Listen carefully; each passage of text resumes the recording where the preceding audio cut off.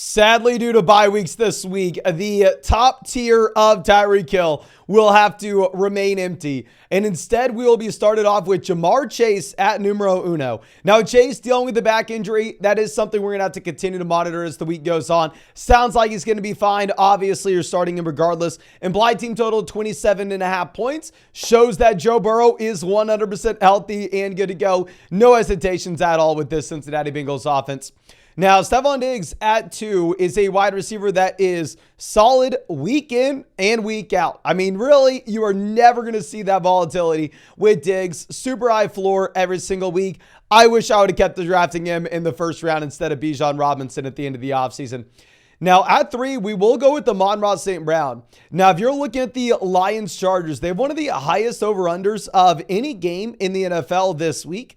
If you are looking at what the Chargers defense just did against the Jets, yes, they really limited. It was Zach Wilson. Okay, I don't think that really had anything to do with this Chargers defense itself. I think the Lions should be able to move the ball down the field, and Amon-Ra St. Brown should be pretty damn good.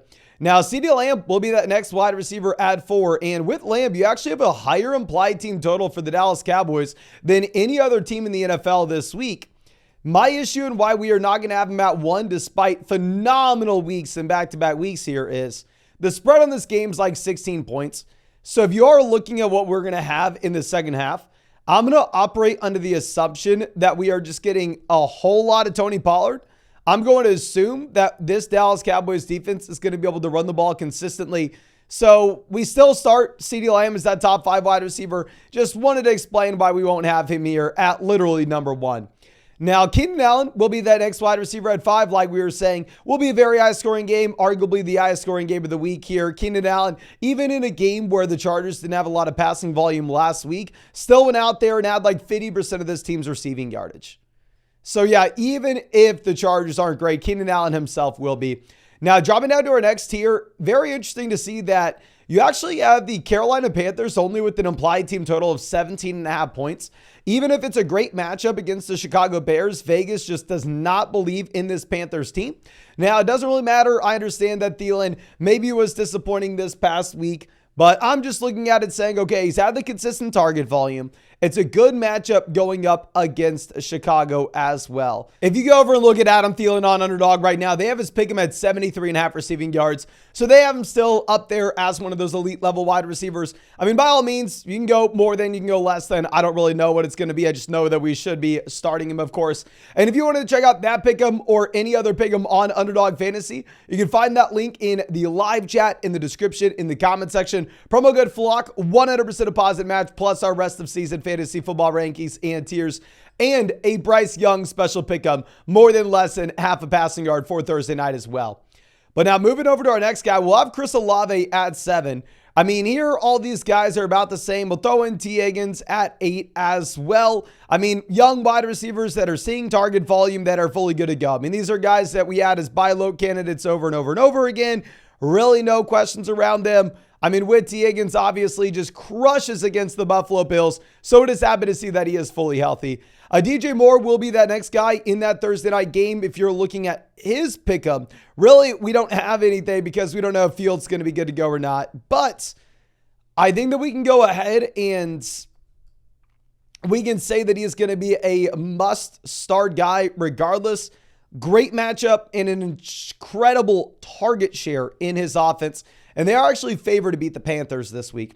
Now, DK Metcalf will be a wide receiver that typically we have ranked way lower than this. Obviously, the Seattle Seahawks offense was horrendous this past week, but it should be much better this week. Going up against Washington, you have the Seattle Seahawks with an implied team total that has them as a top 4 team in the NFL this week. They're supposed to be scoring 26 points against Washington. It's a beautiful matchup. I think you start all your Seahawks expecting a big bounce back. Now, Michael Pittman will be our next wide receiver at 11. Full transparency, Michael Pittman was my 3rd most drafted wide receiver this year, so obviously someone I'm rooting for a ton. Now, I will say it really does depend on what we get with Josh Downs. If Downs is playing, then maybe we drop Pittman down to the tier below. If Downs misses, maybe you move Pittman up a little bit higher than this. But now going down to that tier below, Davante Adams maybe belongs lower than this. Obviously, Adams has not been great this year, but I think we can assume the offense is going to be much better with the change at quarterback and the change with this coaching staff. Now, my hesitation is Davante Adams still wasn't great this past week. And on top of this, it is a very tough matchup against the Jets where you have an implied team total of 17.5 points for this Raiders offense. So to be honest with you, I feel like maybe we are too high on Adams. Like you could move Brandon Ayuk ahead of Davante Adams if you have no Deebo Samuel this week. I'm just operating under the assumption that Deebo Samuel will be playing in San Fran. So it's going to be a little bit harder to project out that target share for Brandon Ayuk. Now, Garrett Wilson will be that next guy at 14. And with Garrett Wilson, I mean, just low scoring environment, but he's going to have an incredible target share, right? We kind of see this story played out over and over and over again with a lot of these other wide receivers. I would say an incredible talent, obviously. Mike Evans, Chris Godwin will be our next two guys. I understand you had Rachaad White getting a couple touchdowns this past week, stealing from Edwards and Godwin. You had Cade Otton with a couple touchdowns this past week, stealing from these guys. I mean, in reality, against this Tennessee Titans defense, typically you are going out there and throwing the ball. I mean, we just saw what Jonnu Smith did as a receiver against this Titans team, pretty much playing the receiver position in that long catch and run touchdown. But yeah, both these guys are still options that we are starting every single week. Deontay Johnson will be our next wide receiver at 17. With Deontay, incredible target share. I think a lot of people are very excited.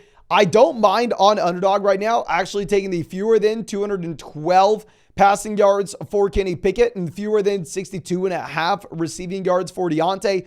Deontay's had a ton of volume over the past 2 weeks, but the craziest stat you are going to hear is that Kenny Pickett has started 20 games in his NFL career, and he's had one game with 2 or more touchdowns.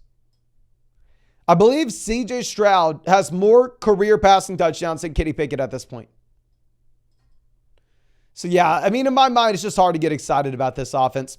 Now, dropping down to our next tier, we're going to go Terry McLaurin. Now, Terry McLaurin could easily move up these rankings. I really don't know what's going to be happening with Curtis Samuel right now. Now, if Curtis Samuel does miss, I think that Terry McLaurin goes up and he's a lot closer to 12 than he is 18. If Curtis Samuel does play, I think McLaurin probably belongs around this range. We're also going to be waiting with news regarding Deebo Samuel, right? Now, we don't know if Deebo Samuel is going to be good to go or not. Now, I will say with Deebo, honestly, you can maybe move him a little bit lower week 1 in particular, his first week back. Just because this is a wide receiver that sometimes you see get involved a little more as a decoy, even if he is banged up. I don't know. Definitely going to be monitoring the practice reports with Deebo Samuel. We'll update this with our flex rankings later in the week, so just make sure you're subscribed. Jordan Addison will be that next wide receiver at 20. You have no Justin Jefferson this week. So no Justin Jefferson. I'm going to reiterate, Jordan Addison is still a must-start wide receiver. This is still most likely going to be a very bad offense. Now, I'm hoping that's not the case. Joshua Dobbs now has won me over by beating our arch nemesis in Arthur Smith. Really hoping that Joshua Dobbs continues to go out there and crush it. In reality, Las Vegas has this team scoring 19.5 points this week. So, I mean, the implied team total indicates they will be a bad team, but Addison's a great receiver and he is seeing a high target share. Now, our next guy will be Hollywood Brown. And in the case of Hollywood, this is a wide receiver that, yeah, the offense was horrendous last week, but now it looks like you're getting Kyler Murray. And my initial reaction would be, okay, well, let's pump the brakes here. Kyler Murray is stepping into a very bad offense. And with this, I mean, hell, we don't know what we're going to get his first week back. But if you are looking at what we have with the applied team total right now, you actually have Las Vegas sportsbooks telling us that you are going to get the Cardinals with almost 21 points in this game. They actually have the Arizona Cardinals scoring as many points as the Houston Texans. So I know it's going to seem crazy that we have Nico Collins this low. I just want to reiterate how I view the game of fantasy football. I understand that I am an idiot. And my monkey brain sees what CJ Stroud did last week and sees what the Arizona Cardinals did last week. And I want to come out here and I want to say, oh my gosh, the Texans offense is miles ahead of what we have with the Cardinals. But I understand that Las Vegas sportsbooks, they know significantly more than I do. They have access to significantly more information than I do. And I typically am going to listen to them over my own instincts when it comes to projecting out overall offenses. Then, of course, we take that projection. We take the target shares of receivers in specific offenses and their run to pass ratio. So if we're combining all that together in Houston, the target tree is going to be dispersed significantly more than it would be in Arizona. So it seems crazy, and I agree with you, that we have Hollywood this high and the Texans wide receivers this low. But we are being told from people that are significantly smarter than I am, significantly smarter than you are, and I'm sorry to say it, but AKA those Las Vegas sports books, that we should be a little bit hesitant, and maybe the Texans offense comes back down to earth just a bit. Now, with that being said, if you wanted to say, Mason, you're wrong, I'm going to go through and I'm going to take CJ Stroud for more than 246.5 passing yards and more than 60.5 receiving yards for Nico Collins. You do you, ladies and gentlemen.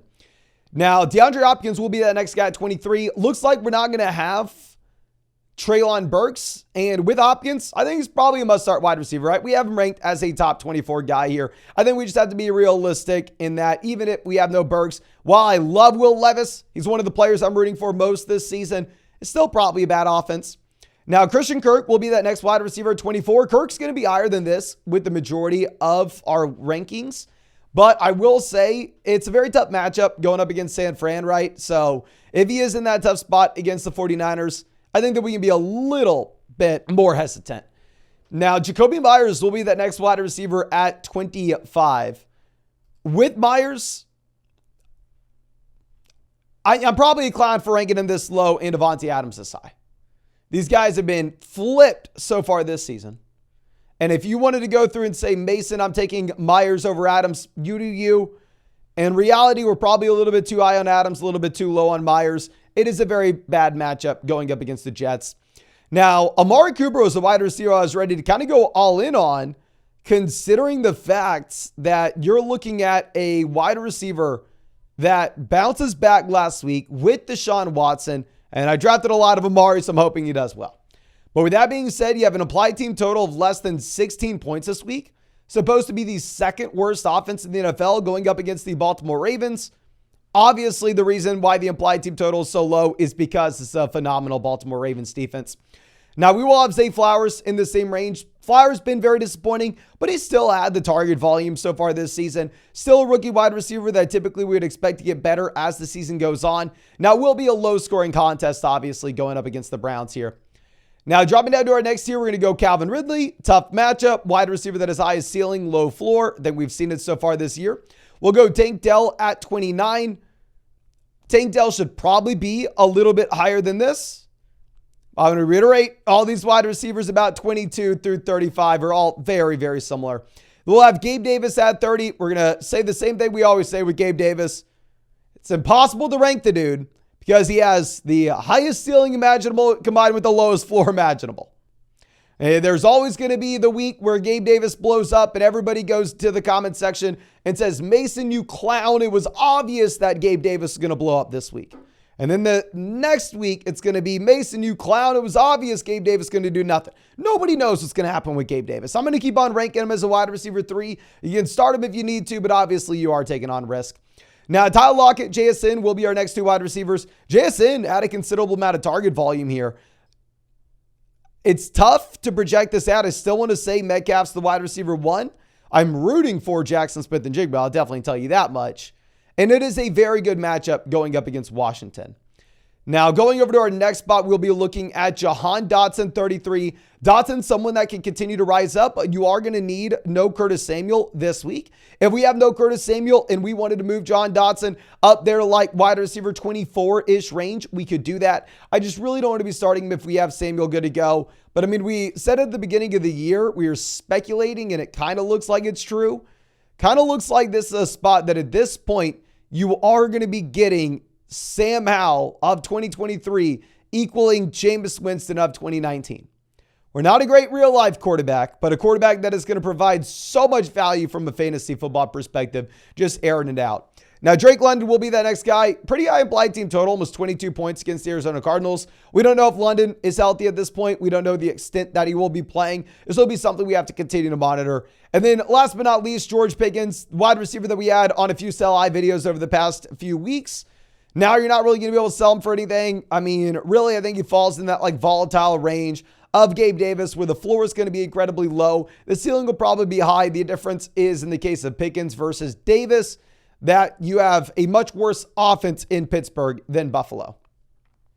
But I think that should be it for this video. Again, thank you so much for checking it out. If you have not done so already, hit that like button, subscribe to the channel if you play fantasy football. And if you wanted to check out any of those pick'ems on Underdog, if you want to scream at me saying that I'm way too low on Nico Collins, you can take the more than 16.5 receiving yards. And yeah, promo code FLOCK, 100% deposit match, plus our rest of season fantasy football rankings in tiers.